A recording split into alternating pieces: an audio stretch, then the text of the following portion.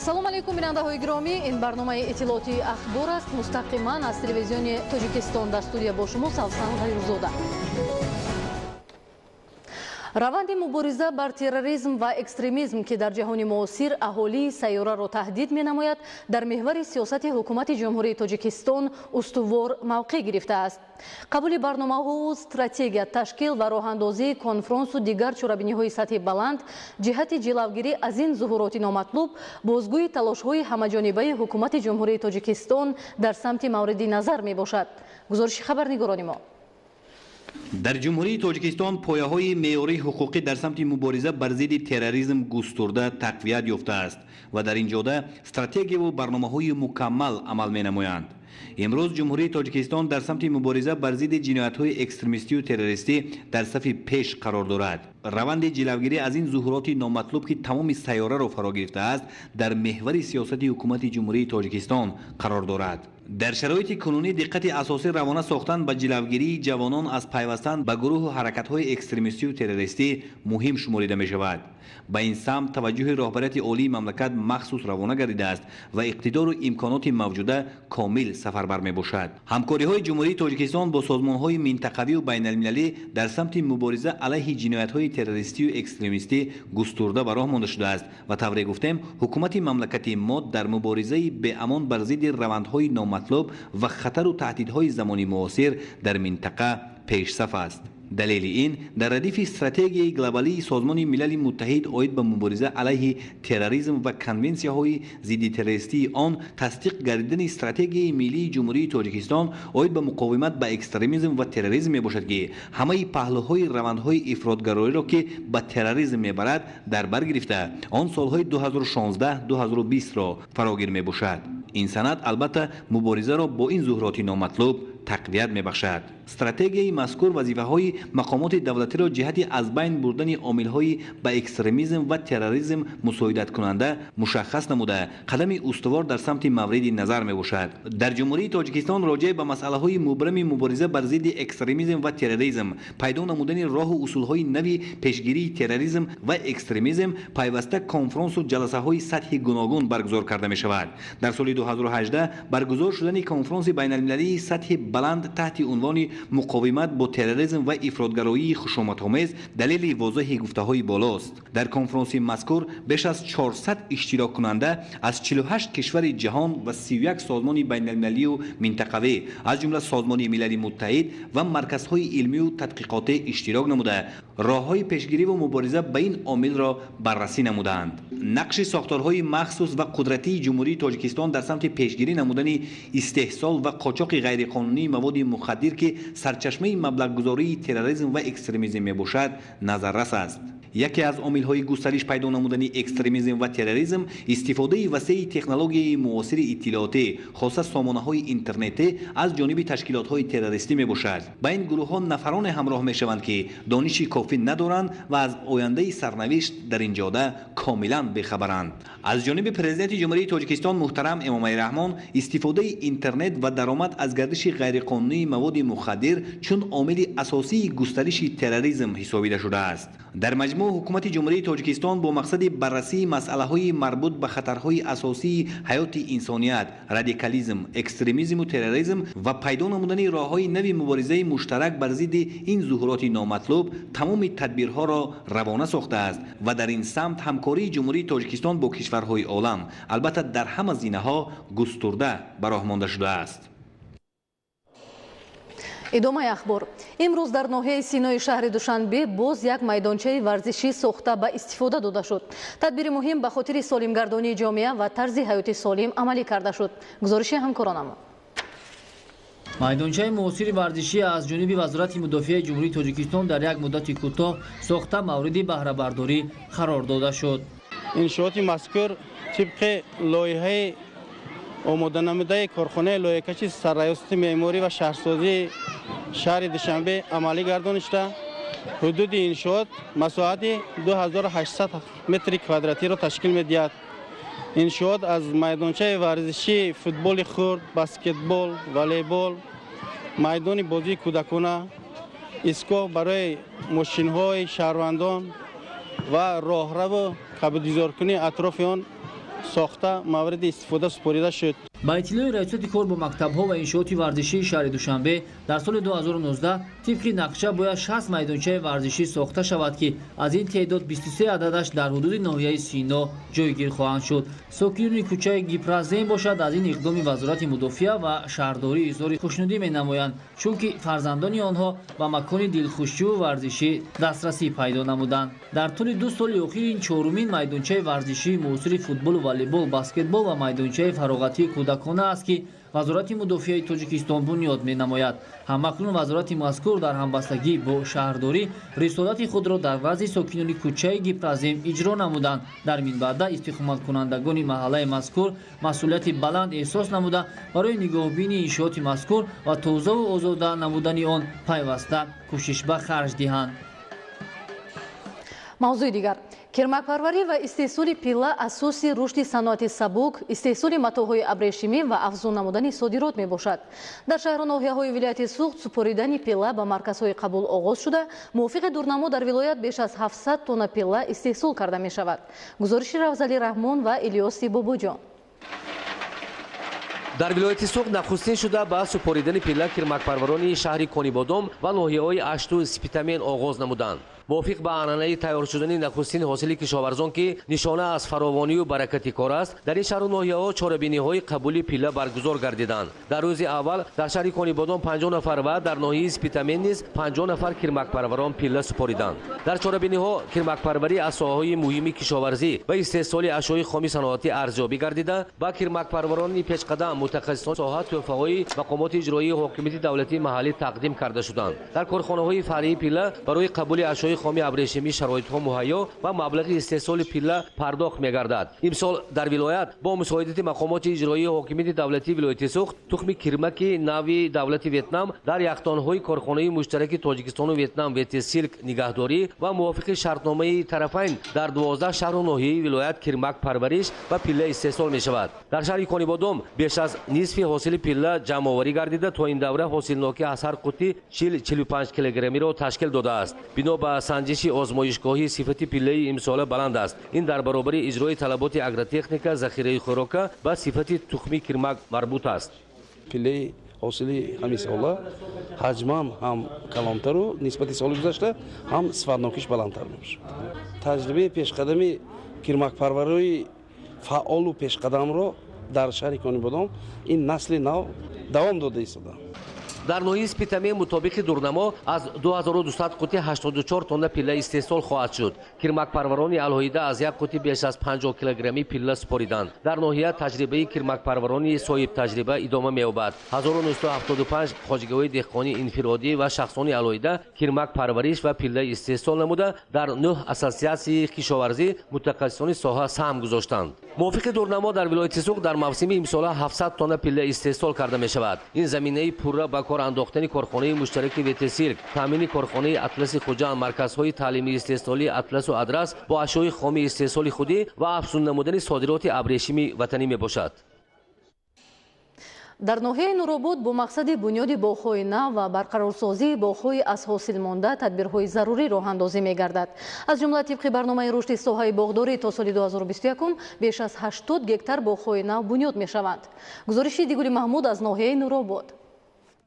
حشر دستجمعانه مردم اساساً با مقصد سرسبز و خرم نمودن قد راه‌های ماشینگرد بین دهات و شهرک ناحیه نورآباد از روی نقشه ستاد مرکه کبودی زارکنی راه اندازی شده است. در این ردیف اهالی دهات زمین‌های تل و تپه و بیکار خوابیده موضع‌های بلندکوه را عاقلانه استفاده برده باغ‌های نو بنیاد می‌کنند. ما هم یک زمین بدن زیاده از 100 سال خوابیده که همیشه ما برای استحصال همین میوه همیشه باغ بنیاد کردیم برای آنکه زندگی ما هم همجا تنچه مقصد با زیادی کنه به بازار داخلی بریم. زمین‌های بیکار خوابیده ساحل دریای سرخاب مساحت زیادی را تشکیل می‌دهد.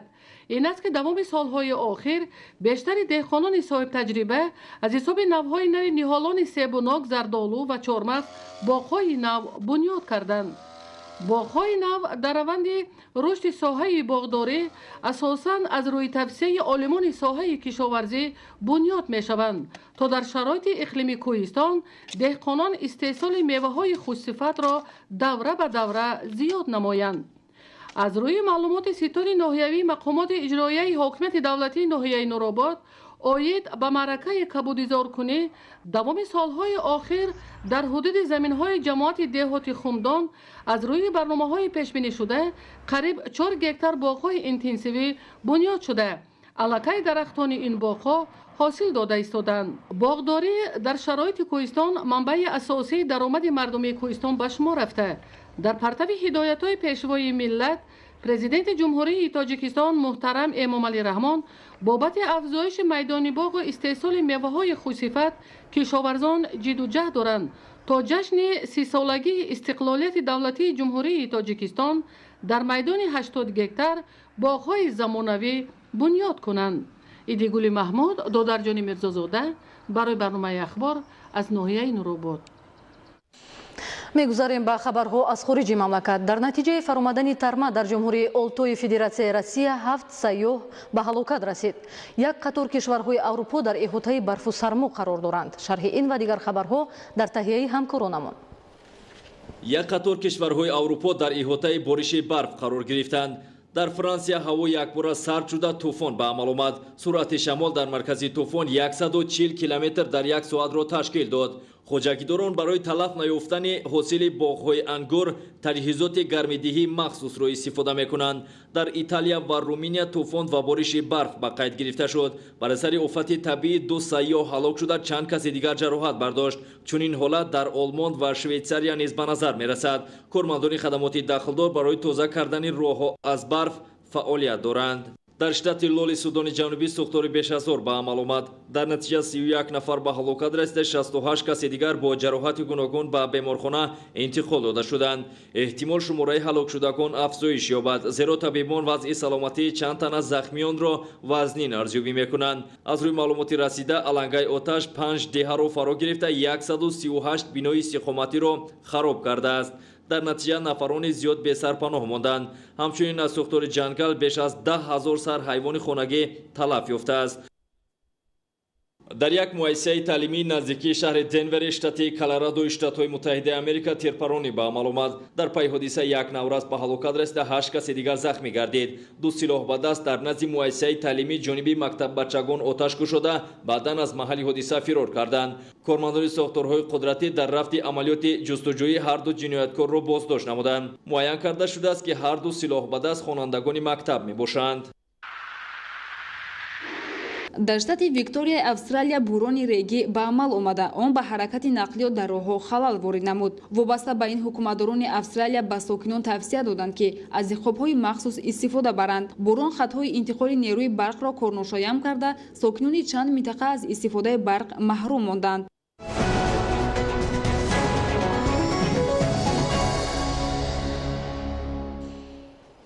با استقبال 30 سالگی استقلالیت دولتی جمهوری تاجیکستان در ناحیه عبدالرحمانی جامی بنیاد 150 انشاءات تعیینات گوناگون از جمله خدمت رسانی به نقشه گرفته شده است.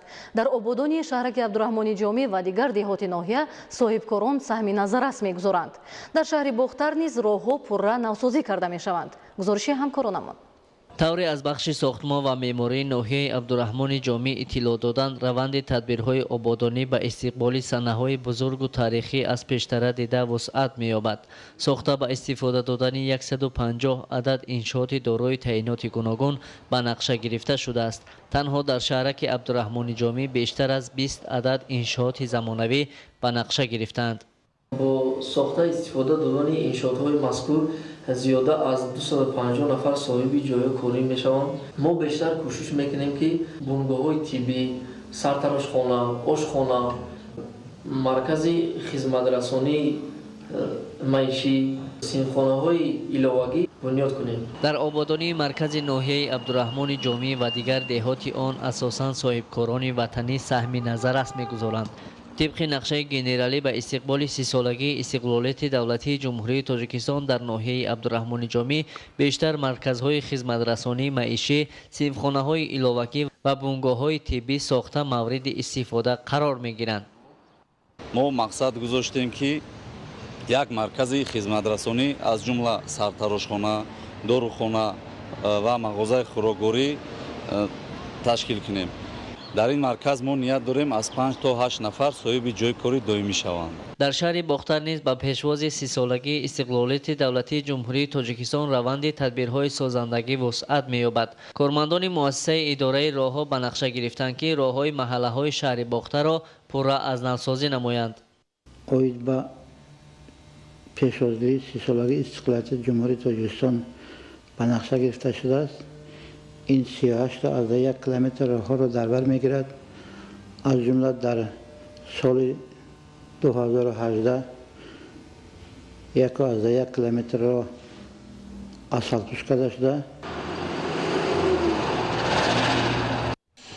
барномаи ахборро идома медиҳем. муассисаи давлатии коллеҷи тиббии шаҳри Истаравшан дар минтақа ягона боргоҳи таълиму тарбия аст ки ҳамасола барои беморхонаҳо ва марказҳои саломатӣ зиёда аз 150 нафар мутахассисони миёнаи тиб омода месозад. барои хатмкунандагонро бо кори доимӣ таъмин намудан дар коллеҷи мазкур гурӯҳҳои дархостӣ ва ба бозори меҳнат рақобатпазир таъсис дода шудааст. гузориши мазбути бобозода аз шаҳри Истаравшан. айни ҳол дар муассисаи давлатии коллеҷи тиббии шаҳри Истаравшан 1059 нафар донишҷӯён аз шаҳру навоҳии Тоҷикистони ҳамешасабз пас аз супоридани имтиҳоноти дохилшавӣ тавассути маркази миллии тестии назди президенти ҷумҳурии Тоҷикистон асосҳои илми тибби муосири тоҷик омӯхта дар роҳандозии ҳифзи сиҳати сокинон саҳм мегиранд. дар ин ҷода ба онҳо 77 нафар омӯзгорони варзида ки 42 нафарашон маълумоти олии тиббӣ доранд ва 120 нафар табибони ҳамкор аз беморхонаҳо ва муассисаҳои кӯмаки аввалии тиббӣ дарси сиҳатии омма ва таҷрибаҳои ҷадиди тиббӣ меомӯзонанд. дарсҳо дар аудиторияҳои муҷаҳҳаз бо техникаву технологияи ҳозирзамон ва истифодаи аёниятҳо ба тарзи интерактивӣ доир карда мешаванд. бо мақсади боз ҳам беҳтаргардондани сифати таълиму тарбия ва омодасозии ҳамаҷиҳатии кормандони миёнаи тиббӣ бо дастгирии молиявии мақомоти маҳаллии ҳокимияти давлатии шаҳр ва сарфи маблағҳо аз ҳисоби махсус барои донишҷӯёни коллеҷи тиббӣ 5 адад тахтаи электронӣ, 8 адад проектор ва 90 адад компютери харидорӣ гардидааст. барои омӯзиши пурраи забонҳои русия англисӣ дар муассиса аудиторияҳои замонавии лингафонӣ амал мекунад. омӯзгорон дар ин аудиторияҳо шароити мусоиди бо ҳар як нафар донишҷӯ дар алоҳидагӣ суолу ҷавоб карданро ба роҳ монда болоравии савияи дониши шогирдонро мунтазам таҳти назорат қарор медиҳанд. ҳамчунин дар коллеҷи тиббӣ китобхонаи дорои китобҳои бадеиву соҳавӣ амал мекунад ки донишҷӯён пас аз дарсҳо аз он мунтазам истифода месозанд. дарсҳои амалӣ ва корҳои дигари таҷрибавӣ дар ду ташхисгоҳи кимиёвӣ ва услубҳои тадқиқоти клиникӣ доир карда мешаванд. дар баробари бо назария ва амалии фаъолияти тиббӣ мусаллаҳ гардондани донишҷӯён масъулину мутахассисони муассисаи давлатии коллеҷи тиббӣ тибқи барномаи давлатӣ донишҷӯёнро вобаста ба талаботи бозори меҳнат ва фаъолияти рақобатпазир тарбияву омода месозанд. таҳлилҳои доиргардида собит сохт ки бинобар набудани эҳтиёҷ ба кормандони миёнаи кори ташхиси тиббӣ ва кори тиббии профилактикӣ аз сабаби таъмин гардидани беморхонаҳо ва муассисаҳои давлатии кӯмаки аввалии тиббӣ ин гурӯҳҳо тамдид карда шаванд. имрӯз ба ҷои ин гурӯҳҳо дар коллеҷ гурӯҳи нави кори момодорагӣ ба фаъолият пардохтааст. мавриди зикри хос аст ки алон 1059 нафар донишҷӯёни муассисаи давлатии коллеҷи тиббии шаҳри Истаравшан баробари омӯзиши нозукиҳои касби интихоб карда ҳамзамон бархурдор аз ғамхориҳои пайвастаи роҳбарияти олии мамлакат ба имтиҳонҳои давлатӣ омодагии ҳамаҷонибе мегиранд. мазбути бобозода аз шаҳри Истаравшан барои барномаи ахбор.